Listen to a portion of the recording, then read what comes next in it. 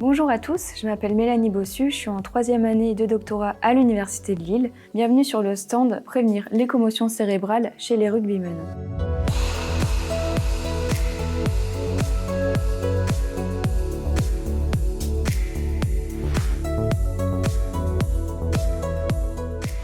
À la question « Qu'est-ce qu'une commotion cérébrale ?», on répond généralement que c'est un choc ou un traumatisme crânien. En réalité, c'est pas tout à fait vrai.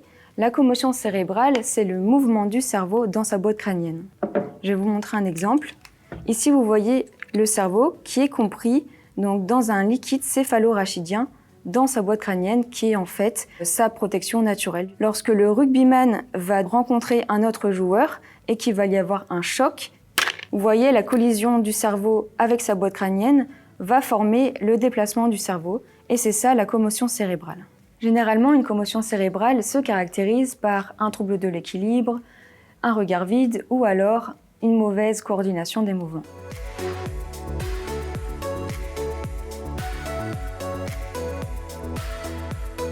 Comment faire pour détecter la commotion cérébrale ? Généralement, l'équipe médicale va regarder les joueurs tout au long du match et s'il y a moindre doute d'une commotion cérébrale après un choc intense entre deux joueurs, alors il va sortir son carton bleu. C'est signe que le joueur doit sortir définitivement du jeu et se mettre au repos pendant au moins 10 jours. Chez les joueurs professionnels, c'est un peu différent.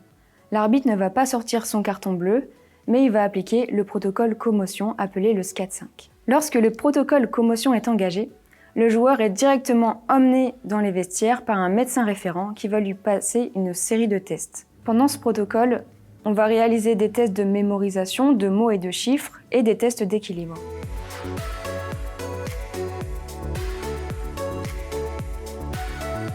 Dans 80% des cas, la commotion cérébrale se résorbe d'elle-même. Mais dans 20% des cas, si les symptômes persistent, le joueur doit passer d'autres tests complémentaires comme des examens médicaux, les IRM, ou des tests neuropsychologiques ou neurologiques. Pour détecter les commotions cérébrales, on a développé 2 types de tests.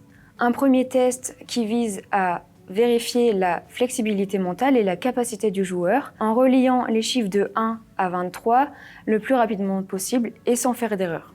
Le deuxième test consiste à évaluer le temps de réaction du joueur. Donc dans ce cas-là, on a un jeu de cartes face cachée avec un buzzer et il faut appuyer sur le buzzer le plus rapidement possible dès que la carte se retourne.